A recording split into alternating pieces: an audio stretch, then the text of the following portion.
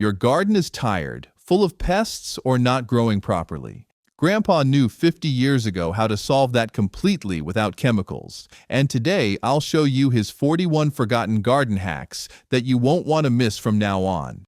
Subscribe to our channel to not miss any of Grandpa's brilliant garden hacks and now have fun discovering coffee grounds as fertilizer. I still remember exactly how Grandpa lovingly brought his coffee to the garden every morning after breakfast. The brown gold, he called it enthusiastically. Coffee grounds are packed with nitrogen, potassium, and phosphorus, the perfect mixture for magnificent roses and juicy tomatoes. Grandpa dried it carefully, sprinkled it finely between vegetables and flowers, and dug it in gently. That loosened the soil and made earthworms happy. His garden thanked him with radiant flowers and lush fruits. Make nettle manure. When I see nettles, I immediately think of Grandpa and his magical manure. With gloves and garden shears, he collected them behind the shed, cut them coarsely, and immersed them in a huge bucket with rainwater. For 2 weeks, the brew fermented in the sun and spread an unmistakable smell that made neighbors wrinkle their noses, but made Grandpa's eyes shine. Diluted and poured on plants, this manure strengthened tomatoes, roses, and drove away aphids, a secret that Grandpa always guarded proudly like a treasure. Baking soda against powdery mildew. Powdery mildew made Grandpa's life difficult back then, but he fought it with a pinch of ingenuity from Grandma's kitchen cupboard. Simple baking soda helped him keep the roses and cucumbers healthy. A teaspoon of it, dissolved in water with a little dish soap, changed the pH on the leaves. Fungi didn't like that. Grandpa sprayed his mixture generously over the leaves until the fungus disappeared. The secret worked wonderfully. His cucumbers thrived splendidly, and the neighbors puzzled for a long time over his success recipe: beer traps for slugs. In the evening, Grandpa often set off to the bed with a mischievous grin. Under his arm, he had beer, but he didn't want to drink it. Instead, he filled small bowls, sank them carefully into the ground, and waited. Slugs, irresistibly attracted by the yeast, fell in and didn't find their way out again. In the morning, he proudly checked his catch, while his neighbors marveled at how splendidly salad and flowers thrived. A simple hack that fooled slugs and made Grandpa look like a garden magician. Make neem oil biomixture. Grandpa was always on the hunt for aphids and spider mites, but poison didn't come into his house. Instead, he swore by the oil of the neem tree. With a spoon of it, mixed with water and a drop of soap, a milky solution was created, which he sprayed generously over his plants early in the morning. The pests had no chance. He told smilingly of his Indian miracle remedy while his roses bloomed, and the neighbors wondered why his garden was healthier than theirs. Wood ash as potassium fertilizer. When the fire in the stove was out, Grandpa carefully collected the precious wood ash. With shining eyes, he then told me of its hidden treasure, potassium, which helped his tomatoes and roses to astonishing floral splendor. Gently, he sprinkled the cooled ash on the beds and worked it in gently. Potatoes, fruit trees, and zucchinis loved this special food and thanked him abundantly. Today I understand why Grandpa called it the gray gold from the chimney with a wink. Potato water as plant food. Grandma often shook her head, amused, when Grandpa carefully collected the potato water in an old can.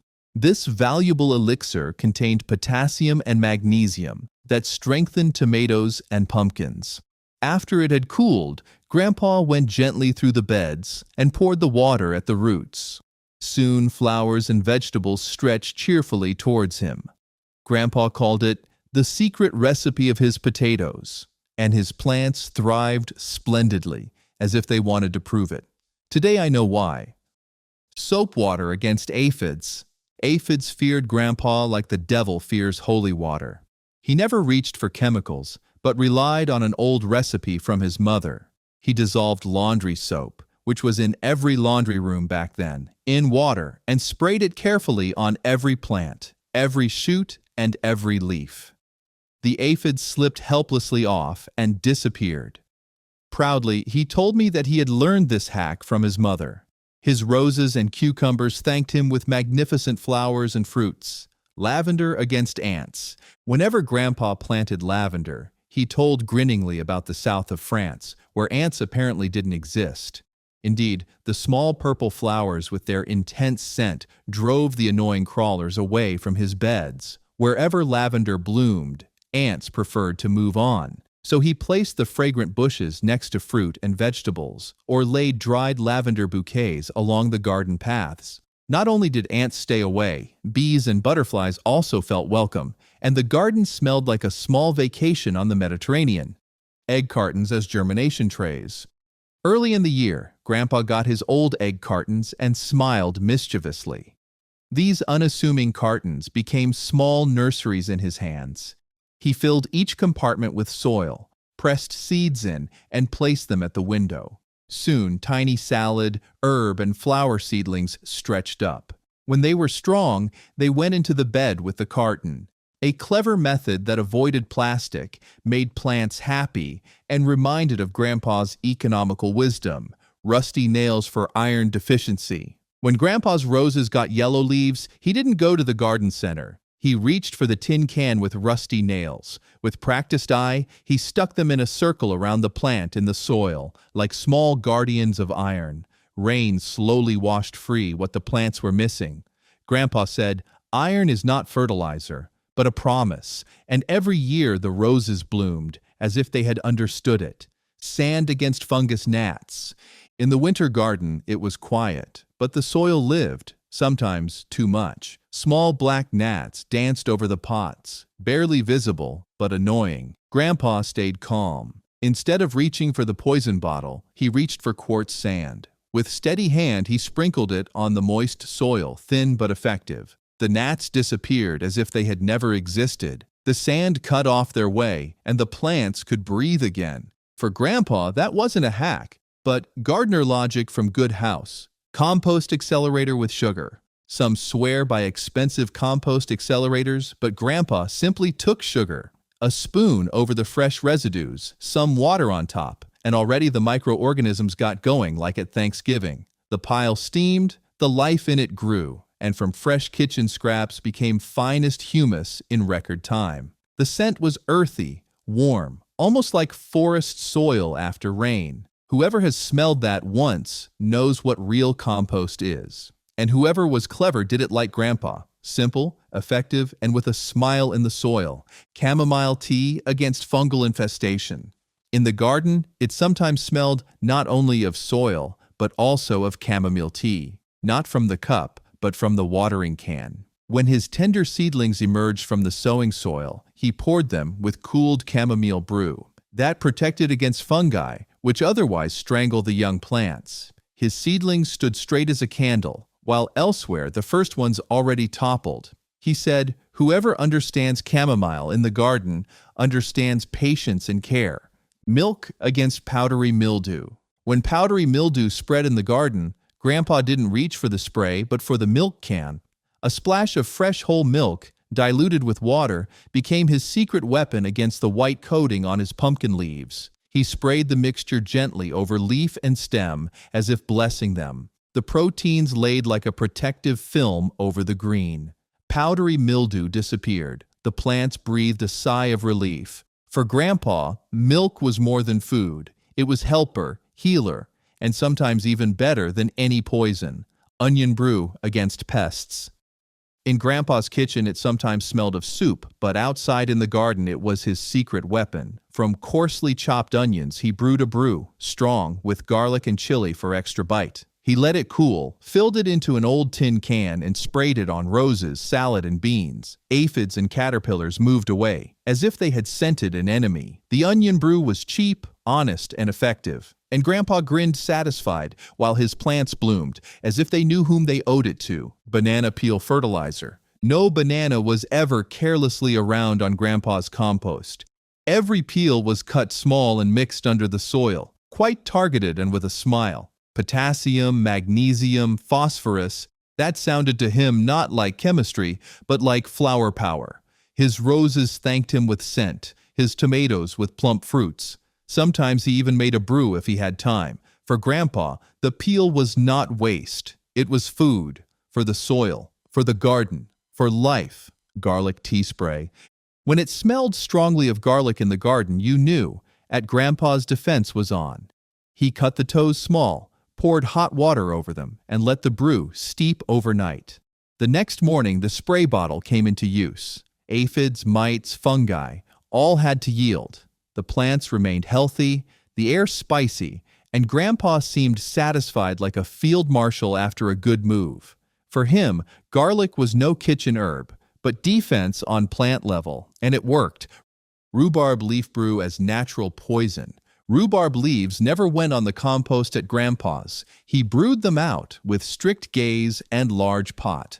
The brew, deep green and bitter, was his natural poison against aphids and caterpillars. He sprayed it targeted on infested leaves, never on the vegetables itself. The effect was quick, the success visible. He said, "Whoever understands the power in the unassuming needs no chemistry." And his cabbage stood there like a monument to this conviction. Newspaper against weeds. Grandpa was no friend of weeding. Instead, he laid old newspapers between the rows, moist, multi-layered, and carefully weighted at the edges. The weeds stayed away, the soil remained moist, and the vegetables had peace to grow. He didn't like colored pages, only the black and white print, preferably from the previous year. On top came a layer of grass clippings, and done was his invisible protective blanket. While others sweated and plucked, Grandpa sat in the shade and said quietly, "Whoever mulches smartly doesn't have to fight." Lime eggshell fertilizer. Next to the stove at Grandpa's stood an enamel mug full of dried eggshells. After breakfast, they were collected, crumbled, and later sprinkled between tomatoes and roses. The garden got what it needed: lime, calcium, power. Grandpa said, "Every shell is a promise of healthy roots and firm stems." And when others complained about blossom and rot, he just smiled. He didn't need fertilizer from the store, just from the breakfast table. Collect and use rainwater. When summer came, Grandpa's old wine barrel stood ready under the gutter. Every drop that plattered in was a gift for him. Rainwater, soft and clear, went to the roots with him, not from the tap. Tomatoes, beans, roses, they all drank from the sky. He said, "That's water with history, not with lime." And while others paid their bill, he poured with a smile. For his garden lived not only from the soil, but also from what happened above it. Potato slices as slug trap. In the evening, Grandpa cut a few raw potato slices, laid them between salad and zucchini, pressed them lightly into the soil. The next morning, he squatted with a bucket in the bed and lifted the slices like mushroom hunters their hats. Underneath they lay, the nocturnal crawlers, sluggish and full-fed. Grandpa collected them, deliberate, as if that was part of the harvest. The potato was for him, no side dish, but tool. Pond water as natural fertilizer. Grandpa scooped his watering water directly from the pond, slowly, with consideration. The water was greenish and full of life. Algae, plant residues, a bit of mud. For him that was no dirt, but fertilizer. The fish had collaborated, he said, and the vegetables thanked them. Tomatoes, beans, zucchini, they grew like crazy. While others drove to the garden center, Grandpa simply went to the water, and sometimes it looked as if the pond nodded to him for it. Moss's mulch substitute. Grandpa went into the shade part of the garden, bent down slowly, and picked up moss like a treasure. Soft, green, cool. For him, it was no waste, but protection for the soil. He laid it around his pots, covered the soil in the raised bed, and knew that it holds the moisture, curbs weeds, and lets the soil breathe. While others reached for bark mulch, Grandpa trusted what the forest gave him: copper wires against slugs. In the shed at Grandpa's always lay a bundle of old copper wires. With steady hand, he drew rings around his salad plants, tight, gapless, like a magic circle. Slugs crawled to it, stopped, and turned away. The fine electric shock through the slime was enough. No grains, no poison, just bare metal and a bit of cunning. Grandpa said, "Copper is like a polite doorman. It doesn't say much, but it lets no one through who has nothing good in mind." Ash against ants. When ants marched in the garden, Grandpa didn't reach for the trap, but for the stove bucket. The fine, gray wood ash from the winter storage was his answer. With steady hand, he sprinkled a line over paths and bed edges.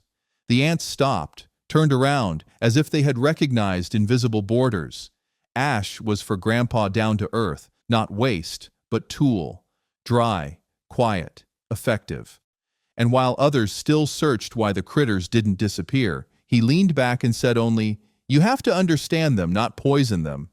Cucumber peels as ant repellent. Grandpa never threw away cucumber peels. For him, they were green border posts against ants. He laid them in small pieces along the paths, without fuss. The smell disturbed the trail of the insects, confused them, made them turn around. When others still puzzled why the ants in the house disappeared, Grandpa grinned and chewed calmly on. For him, gardening was no fight, but a conversation with nature, in simple means. Walnut leaves against weeds. In autumn, Grandpa's beds were full of walnut leaves, not carelessly, but with purpose. He sprinkled them like a blanket, calm, considered layer by layer. They contained juglone, a substance that inhibits weeds but didn't harm his beans. Grandpa knew how to separate between what should grow and what disturbs. When others scrubbed in spring, everything lay still at his place, orderly, as if intended. Straw bale beds.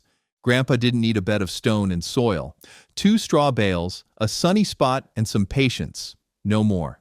He watered them daily, sprinkled nettle manure over them, and waited until they got warm. Then he set tomatoes, pumpkins, cabbage directly in. The plants grew faster, nourished by the decomposing straw.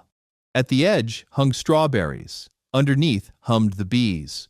While others still shoveled, Grandpa already harvested, with mud-free shoes and a broad grin. Vinegar against weeds. Between the old paving stones, where the moss spread, Grandpa went with his vinegar bottle. The vinegar made the weeds wilt without disturbing the soil. Not in the bed, never at the vegetables, only where even the hoe no longer reached. For Grandpa, that was no secret tip, but healthy common sense. And whoever asked why everything stayed so clean at his place got only a wink and the scent of vinegar as answer. Bee-friendly plants. In Grandpa's garden grew between beans and salad a plant that he never harvested. Phacelia, he said, is for the bees. Delicate violet flowers, finely pinnate, full of nectar. It hummed, it buzzed, it lived. And with the bees came the abundance. The tomatoes bore better, the zucchini bloomed more abundantly. He scattered the seeds in spring quite casually, as if it was self-evident. For Grandpa it was clear, whoever feeds the bees is rewarded by the garden. And he was right, every year anew. Soil improvement with mustard plants. When the summer went, Grandpa sowed mustard, not for the kitchen, but for the soil. The roots bored deep into the earth, broke compacted layers, and created air channels. The mustard loosened, nourished, protected, and before it bloomed, Grandpa cut it off, dug it under, a feast for earthworms and microbes. The soil steamed lightly, smelled alive. In spring it was soft, dark, full of power. He said, whoever feeds the soil gets full the next year. And he was right. Always. Plant strengthening through comfrey manure. Behind Grandpa's shed stood a barrel that smelled strong and was sacred to him. In it, fermented comfrey, large-leaved, deep-rooted, full of power.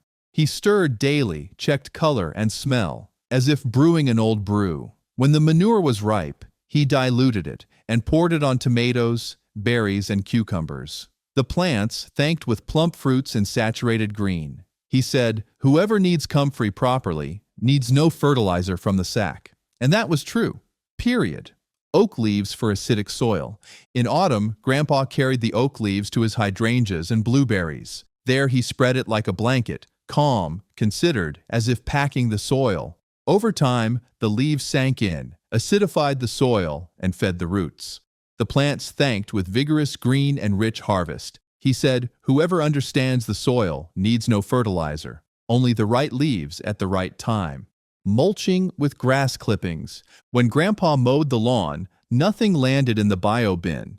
He let the clippings dry, shook them loose, and sprinkled them like green cloth between beans and cabbage. The soil remained moist, weeds had no chance, and the worms moved in like to a spa. He said, grass clippings are the handshake between man and earth. And his garden nodded approvingly, year after year. Mixed culture planting. Grandpa's garden looked wild at first glance, but whoever looked saw order in chaos. Carrots next to onions, cabbage by celery, tomatoes with basil. Each plant had its partner, its task. Pests stayed away. Growth was vigorous, the beds alive.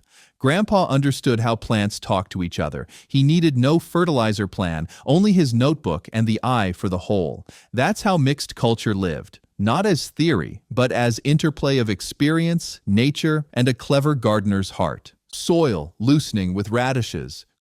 Grandpa sowed radish not for the butter bread, but for the soil. The roots bored deep into the earth, broke compacted layers, and created air channels. Down-to-earth knowledge that didn't end with the radish. From kitchen waste became plant happiness, quiet and effective like Grandpa's hand movement. Saltwater solution against weeds. Between the old paving stones where the moss spread, Grandpa went with his salt solution. A spoon of salt, a liter of hot water, no more, was needed. Gently, he poured the brew directly on the foliage. No drop went astray. The next day the green was wilted, the stone clear again. For Grandpa, that was no fight, but a reminder. Even order needs measure. And salt, he said, is strong, but only if you use it with respect. Cinnamon against fungal infestation and ants. Grandpa sprinkled cinnamon not only on rice pudding, but also on the soil. When seedlings weakened or ants became too bold, he reached for the old glass from the pantry. A breath on the moist soil, and the fungus retreated. Ants avoided the trail, as if someone had turned off the light. For Grandpa, cinnamon was a quiet helper, warm, spicy, effective, and always at hand in the garden as in the kitchen. Plant tea as general strengthening drink. Grandpa brewed tea not only for himself, but also for the garden. Chamomile for roots, horsetail against weak leaves, nettle for strengthening. He never poured hot, always lukewarm, like an embrace. The scent wafted through the beds, and the plants straightened up, as if they had understood. Grandpa called it plant drink. For him, that was no method, but a promise to the life in the bed. If you now think that was a lot of tips, then wait and see how your garden soon grows back. Old hacks, new power. If you liked this video, leave us a sub, give a thumbs up, and write your best garden hack in the comments. That's how not only your bed grows, but also our small community.